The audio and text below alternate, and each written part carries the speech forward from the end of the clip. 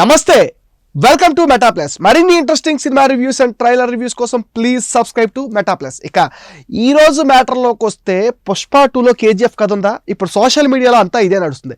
ఇక స్ట్రైట్గా పాయింట్లోకి వచ్చేస్తే పుష్పరాజ్ రేంజ్ నేషనల్ లెవెల్ కాదు, ఇంటర్నేషనల్ లెవెల్ అంటూ పుష్ప 2 పైన అమాంతంగా హైప్ పెంచేశాడు సుకుమార్. ఇక నవంబర్ 15 రిలీజ్ అయిన ట్రైలర్ కూడా అదే రేంజ్లో యూట్యూబ్ని అయితే షేక్ చేస్తుంది. వైల్డ్ ఫైర్లోని యాక్షన్ డోస్ పెంచినట్టుగా ట్రైలర్లో మనకి చాలా క్లియర్ కట్గా చూపించాడు సుకుమార్. ఇక ఇది నెక్స్ట్ అందరి ఫోకస్ ఏమైపోయిందంటే సినిమా పైకి మళ్ళింది. నిన్నటి వరకు అసలు పుష్ప 2 కథ ఏంటి, ఎలా ఉంటుందని ఎవరు మాట్లాడలేదు. కానీ ఈరోజు పుష్ప 2 స్టోరీ ఏంటి అన్న దానిపైన డిస్కషన్స్ అయితే చేస్తున్నారు. ట్రైలర్లోని కొన్ని క్లిప్స్ అండ్ వాళ్ళు వదిలిన క్లూస్ని పట్టుకుని కొత్తగా కథలు అల్లుతున్నారు. పార్ట్ 1లోని మనం చూసాం, ఎక్కడ చూసినా సరే పుష్పరాజ్ డామినేషనే కనిపిస్తుంది. మిగతా షకావత్ కావచ్చు ఎవరు పెద్దగా హైలైట్ అవ్వరు, పుష్పరాజ్ మాత్రమే హైలైట్ అయ్యాడు.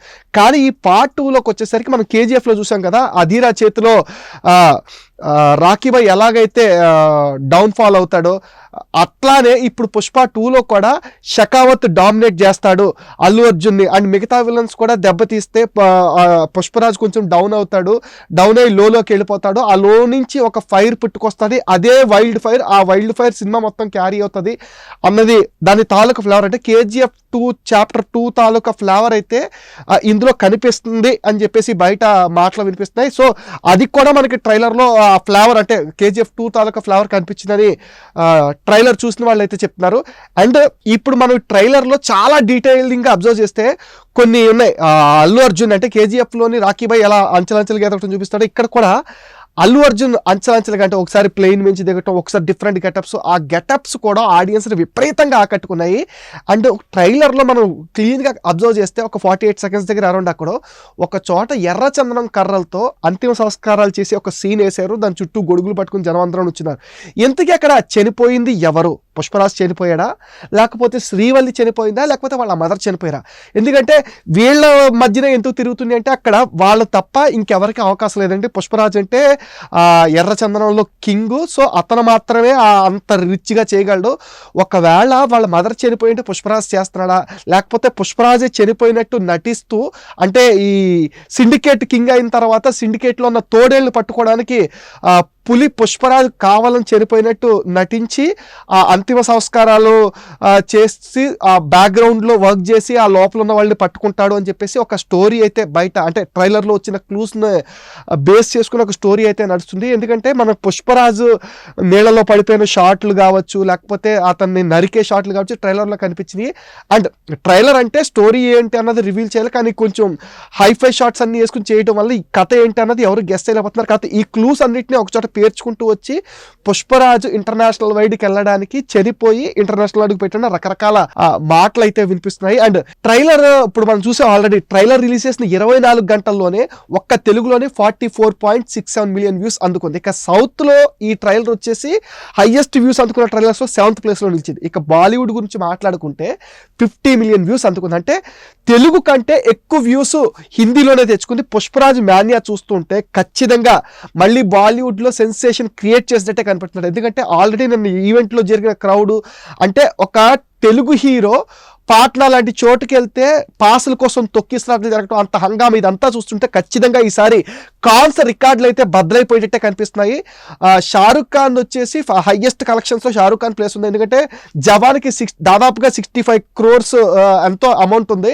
ఇప్పుడు పుష్పరాజ్ దెబ్బకి అది కూడా మటాష్ అనే మాట అయితే మనకి వినిపిస్తుంది. ఎందుకంటే పుష్ప 1 తెలుగు కంటే బాలీవుడ్లోనే ఎక్కువ ఇంపాక్ట్ క్రియేట్ చేసింది. అంటే తెలుగులో సోసోగా ఉన్న బాలీవుడ్లో 100 కోట్లు క్రియేట్ చేసి ఆ మానియా కావచ్చు, వరల్డ్ వైడ్గా పుష్పరాజ్ మానియాకి క్రికెటర్స్ కావచ్చు, సెలబ్రిటీస్ కావచ్చు విపరీతంగా ఫాలో అయ్యారు. అలాంటి క్రేజ్ తీసుకొచ్చింది. సో ఆ ఇంపాక్ట్ అంతా ఇప్పుడు మనకు కనిపిస్తూ ఉంది. ఎందుకంటే మనం సుకుమార్ చూసుకుంటే పార్ట్ 1 బాలీవుడ్లో వచ్చిన హ్యూజ్ సక్సెస్ని మైండ్లో పెట్టుకుని పార్ట్ 2 కూడా కంప్లీట్గా బాలీవుడ్ ఫ్లేవర్ బాగా దట్టించాడనే టాక్ అయితే వినిపిస్తుంది.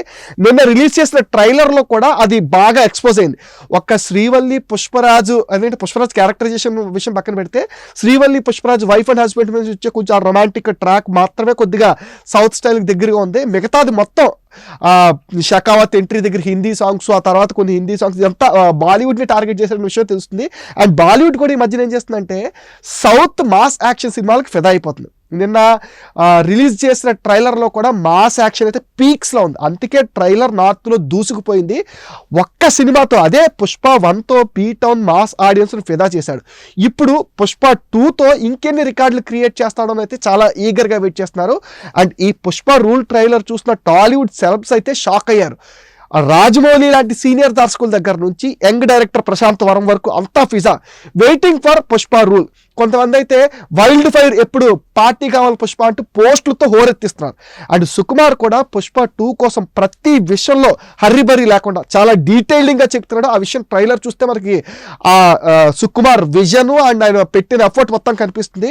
ఎప్పుడు దేవి శ్రీప్రసాద్తో మాత్రమే మ్యూజిక్ కానిచ్చేసేవాడు, కానీ ఇప్పుడు సినిమా ఇంపాక్ట్ పెంచడానికి తమన్ని ఆర్ఆర్ సపోర్ట్ తీసుకున్నాడు. అంటే తమన్ మనకి ఈ మధ్యన ఎలాంటి మ్యూజిక్ ఇస్తున్నాడో చూసాం కదా, తమన్ని తీసుకున్నాడు. అండ్ తమన్తో పాటు అజనీష్ లోక్రాజ్ అంటే కన్నడ మ్యూజిక్ డైరెక్టర్ కూడా అందులో పార్ట్ అయ్యాడు. ఈ విషయాన్ని అయితే ఈ చిత్ర యూనిట్ అఫీషియల్గా అనౌన్స్ చేయలేదు అజనీష్ ఉన్నాడని.